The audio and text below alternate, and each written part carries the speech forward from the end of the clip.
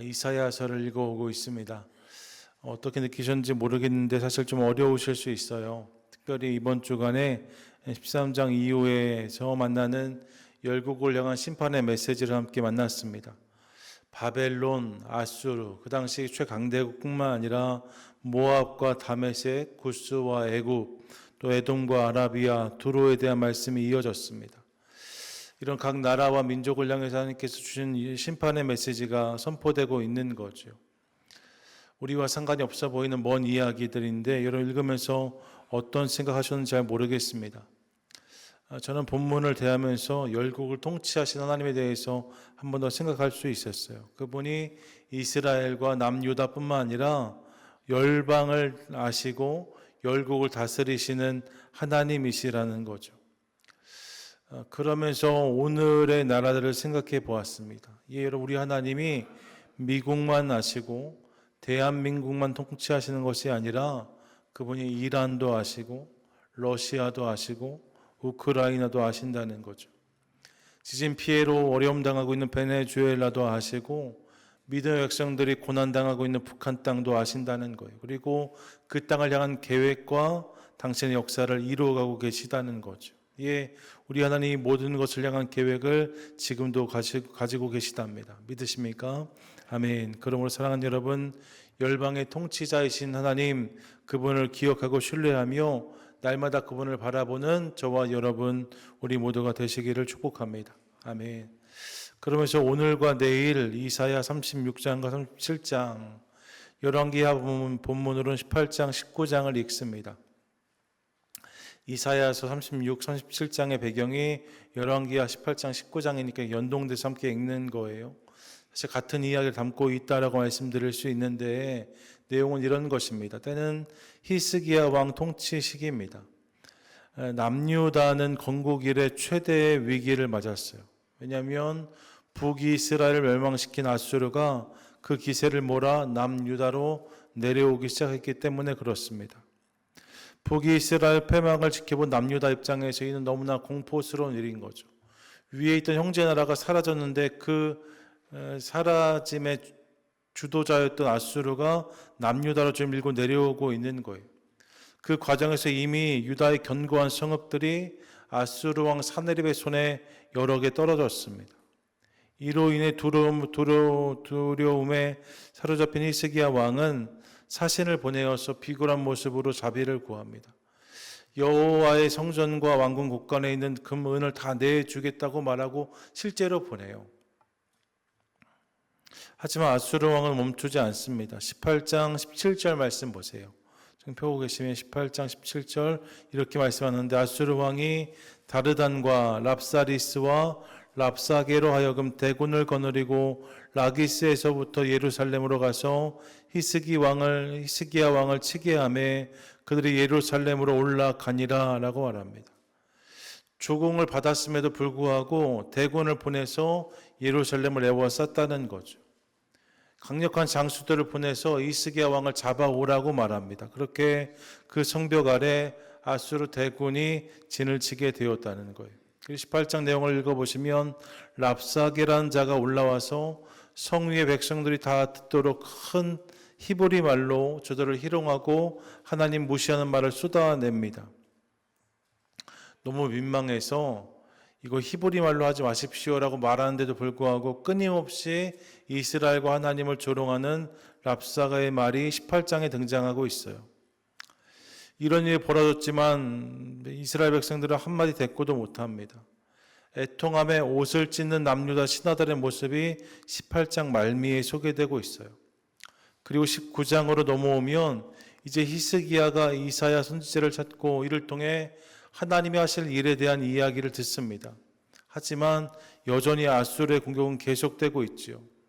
8절 이하를 보시면 아수르 왕이 직접 전장에 온다는 소식이 전해졌고 그가 쓴 편지가 히스기야 왕에게 도착한 내용은 이와 같은 것입니다. 성경 펴고 계시면 19장 10절과 11절 같이 한번 읽겠습니다. 시작. 너희가 유다의 왕 히스기야에게 이같이 말하여 이르기를 내가 믿는 내 하나님이 예루살렘을 아수르 왕의 손에 넘기지 아니하겠다는 말에 속지 말라. 아수르의 여러 왕이 여러 나라에 행한 바 진멸한 일을 내가 들었나니 내가 어찌 구원을 얻겠느냐. 이렇게 말해요. 지금 히스기야 왕에게 뭐라고 말하고 있습니까? 내 하나님 내 하나님이 예루살렘을 아수르 왕에 넘기지 아니하겠다는 말에 속지 말라고 말하는 거예요. 하나님의 구원은 가짜다. 그 말에 속지 말라고 말하는 거죠. 아수르의 여러 왕들을 통해서 망한 나라가 얼마나 많은지 모른다. 내가 그렇다고 건진받을 수 있겠냐라고 말하고 있는 것입니다. 그러면서 다른 민족과 나라가 섬겼던 신들도 그들을 돕지 못하였고 모든 왕들이 진멸되었다라고 말합니다. 편지의 내용이에요. 무시무시한 경고지요. 모든 것을 다 버리고 투항하라는 거예요. 그러지 않으면 너도 사라질 것이다. 내가 섬기는 하나님은 아무것도 아니다 말하는 편지가 도착한 거죠. 여러분, 이 편지를 받아든 히스기야 왕을 상상해 보십시오. 한 줄 한 줄이 다 절망이고 한 문장 한 문장이 다 조롱입니다. 하지만 반박할 힘이 없어요. 한숨이 절로 나옵니다. 어마어마한 편지를 받았는데 내가 할 수 있는 일이 하나도 없는 거죠. 어떻게 해야 될지 한숨만 쉬고 있는 히스기야를 상상해 볼 수 있습니다. 우리도 인생을 살다 보면 이런 편지를 받을 때가 있습니다. 무언가 나의 연약함과 부족함을 여전히 고발하는데 이를 위해 내가 할 수 있는 일은 하나도 없는 그런 편지를 받을 때가 있습니다. 병원에서 온 검사 결과지가 그럴 수 있어요. 은행에서 온 통지서가 그럴 수 있습니다. 감당하기 어려운 소식과 상황들을 만날 때가 있습니다. 좋은 소식을 기대했지만 정작 나에게, 우리 가정에, 우리 사업과 직장에 들려온 소식이 억장을 무너지게 할 때가 있습니다. 그런 편지가 우리 가운데 날아올 수 있다는 거예요. 그때 우리가 어떻게 해야 할까? 오늘 본문은 그런 편지를 받아든 사람의 모습과 태도가 어떠해야 되는지, 하나님의 사람은 이 편지 앞에 어떻게 반응해야 되는지를 보여준다라고 말씀드릴 수 있는데, 편지를 받았던 히스기야가 어떻게 반응했는지를 세 가지로 살피기 원합니다. 먼저 본문을 보시면 그런 위기를 맞은 히스기야 왕, 그가 가장 먼저 한 일은 여호와의 전으로 나아가는 것이었다라고 성경은 말씀하고 있습니다. 한번 따라 하시겠어요? 위기의 날에는 하나님께 나아가라. 위기의 날에는 하나님께 나아가라. 예, 여러분, 랍사게의 조롱을 전해 들은 히스기야가 제일 먼저 한 일이 무엇이었는가? 편지를 받은 히스기야가 가장 먼저 한 일은 무엇이었는가? 19장 1절을 보세요. 히스기야 왕이 듣고 그 옷을 찢고 굵은 배를 두르고 여호와의 전에 들어가서 라고 말합니다. 왕이 옷을 찢었답니다. 여러분, 얼마나 애통하고 두려웠는지를 보여줍니다. 하지만 스스로 문제를 해결할 길이 없어요. 그래서 옷을 찢은 거죠. 그리고 그는 곡하는 심정으로 굵은 배를 두른 뒤에 여호와의 전에 들어갔다라고 말씀하고 있습니다. 여러분, 그가 가장 먼저 찾은 곳이 어디였는가? 백성들 앞이 아니었다는 거예요. 참모들이 회의하는 자리도 아니었다는 거죠. 어디를 찾습니까? 여호와의 전으로 들어갔다라고 말합니다. 위기를 만나 무력감과 두려움에 사무칠 때 말입니다. 그렇게 히스기야는 하나님 앞으로 나아갔다라고 말하고 있어요. 거기서부터 그의 삶의 문제가 풀리기 시작하는 것을 확인합니다. 하나님을 찾는 것, 그것이 성도의 능력이라는 거예요. 하나님께 나아가는 것, 그것이 하나님 백성들의 힘이라는 거죠. 그래서 시편 46편은 이렇게 선포합니다. 46편 1절 보세요. 하나님 우리의 피난처시요 힘이시니 환난 중에 만날 큰 도움이시라 라고 말합니다. 10절에 이르시기를 너희는 가만히 있어 내가 하나님됨을 알지어다. 내가 문 나라 중에서 높임을 받으리라. 내가 세계 중에서 높임을 받으리라 하시도다 라고 말하고 있습니다. 이 시편 46편은 고라 자손의 시입니다. 고라 자손은 성전 찬양을 담당했던 자들이에요. 성전으로 나아갈 때, 성전으로 들어갈 때 부를 노래가 이와 같다는 거예요. 이 노래를 부르라 말하고 있는 거죠. 저는 우리도 주의 전에 나올 때마다 이 노래를 부를 수 있기를 소망합니다. 하나님은 우리의 피난처시요 힘이시니 환난 중에 만날 큰 도움이시라. 교회에 올 때 그냥 아무 생각 없이 오는 게 아니라 이 하나님을 고백하며 나아오자는 거죠. 하나님, 당신이 나의 피난처이십니다. 당신이 나의 능력이십니다. 당신이 내가 환난 중에 만날 큰 도움이십니다. 그 하나님을 고백하며 그 하나님을 기대하며 나아오라는 거예요. 그때 그 하나님을 경험하게 된다라고 성경이 말씀하고 있는 거죠. 바라기는 이 고백을 가지고 주님께 나아오는 것을 통하여서 피난처이자 요새이시고 큰 도움이자 소망이신 하나님, 그분을 만나고 돌아가는 예배자 저와 여러분 우리 모두가 되시기를 축복합니다. 아멘.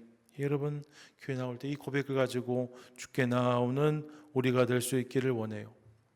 더불어 위기의 상황 속에 히스기야는 또 어떻게 반응하는가? 그는 자신이 만난 문제를 하나님 앞에 그대로 펼쳐 놓습니다. 따라 하시겠어요? 내 문제를 하나님 앞에 펼쳐 놓으라. 내 문제를 하나님 앞에 펼쳐 놓으라. 본문 14절인데 같이 한번 읽겠습니다. 시작.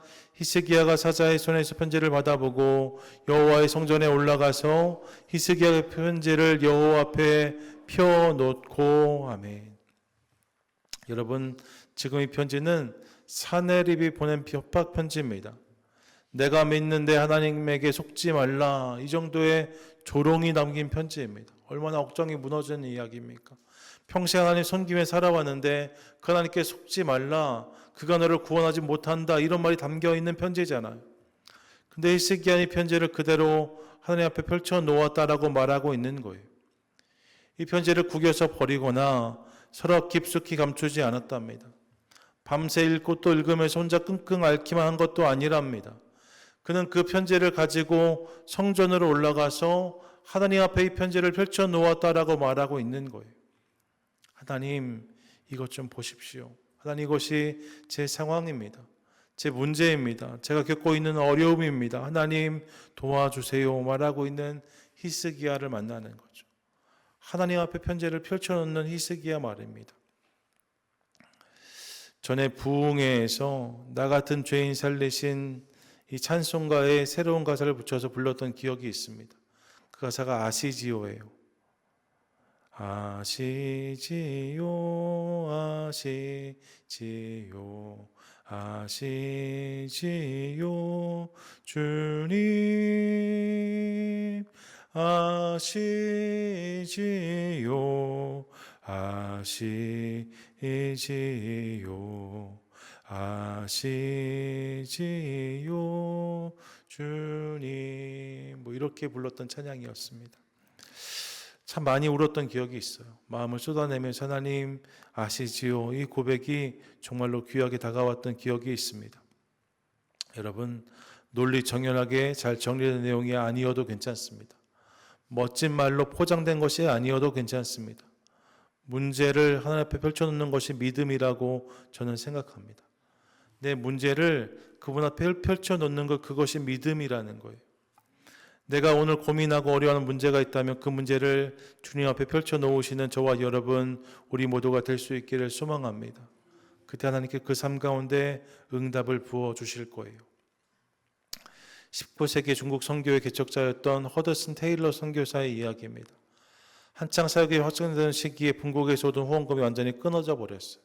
분국에서 후원금, 선교원금이 오지 않아요. 설상가상으로 중국 내에서 폭동이 일어나면서 폭도들이 선교 기지에 몰아닥쳐서 큰 위기를 겪고 있었습니다.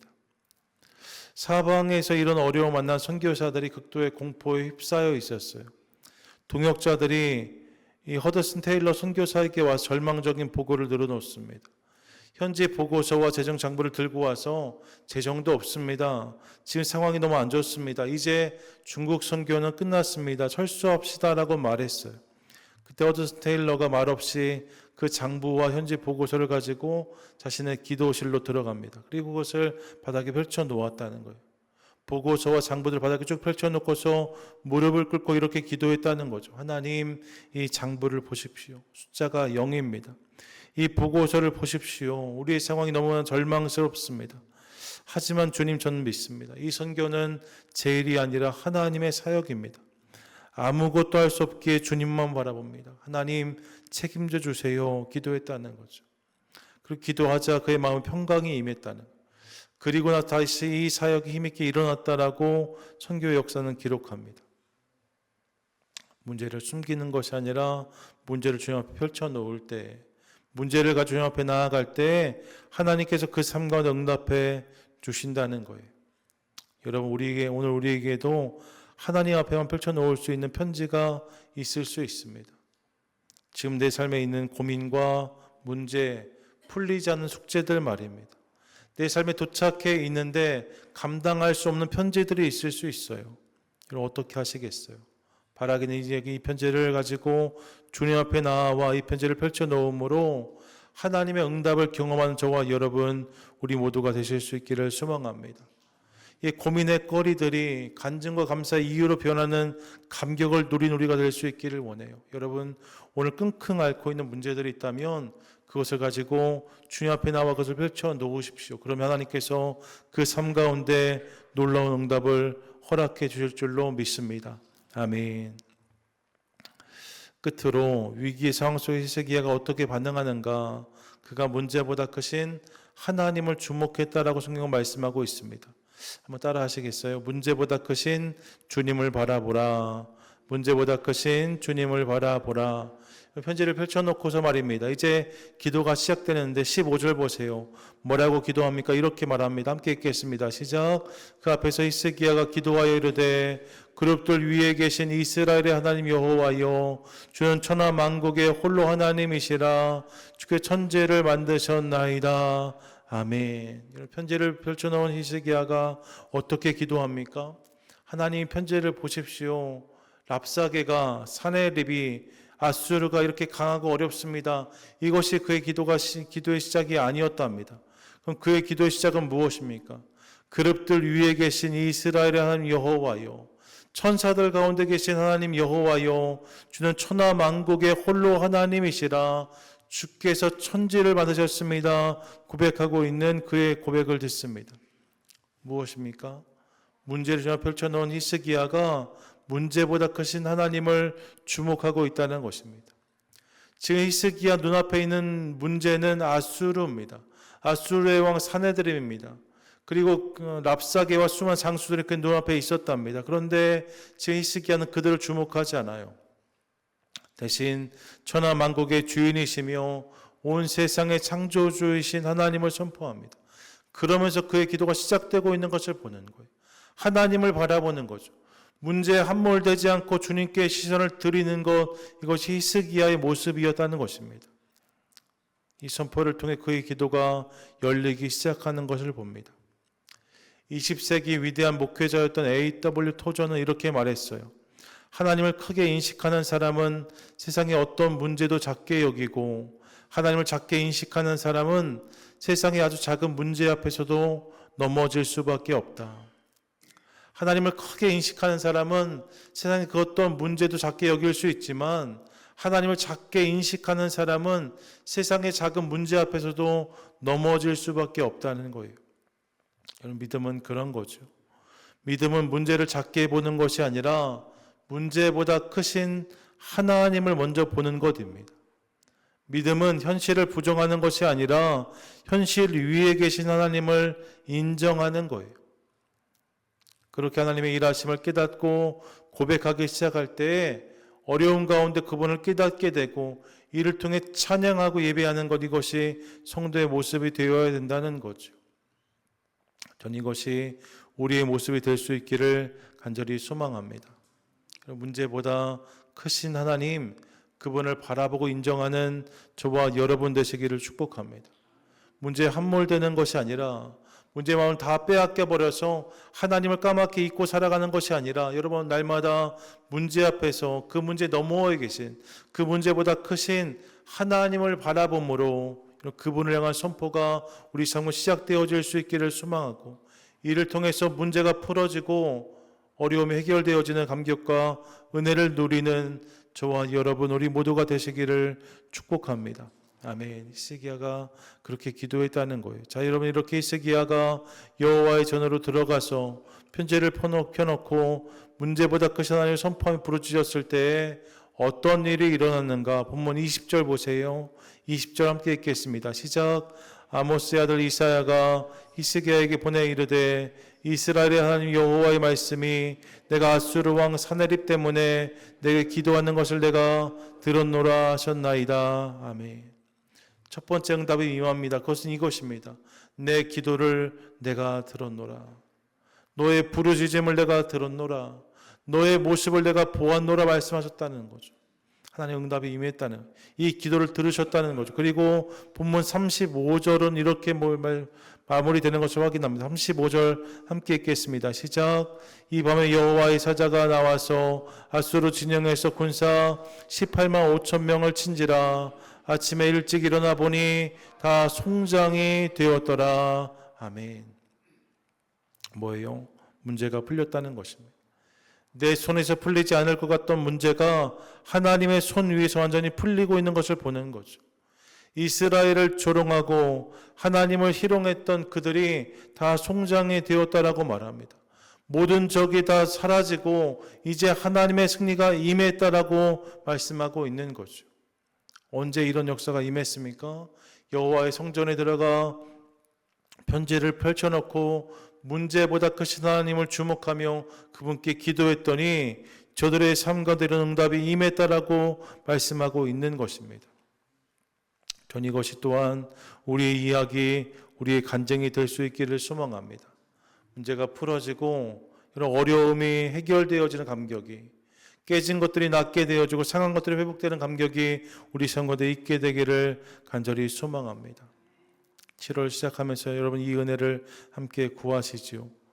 문제를 넘으면 또 다른 문제를 만나는 것이 인생인데 말입니다. 하나님 7월 한 달 동안 우리의 삶 가운데 이런 모습을 허락해 주십시오.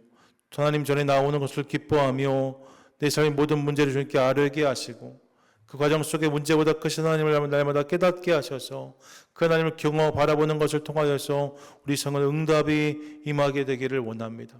문제를 넘어 응답을 기도를 통해 역사를 경험하는 우리 되게 하시고 이를 통해 하나님 문제로 충만한 7월이 아니라 하나님의 역사와 응답 능력으로 충만한 우리의 한 달 또 우리의 인생 되게 해주시옵소서. 기도하며 나아가는 저와 여러분 우리 모두가 되시기를 주님의 이름으로 간절히 축원드립니다. 아멘.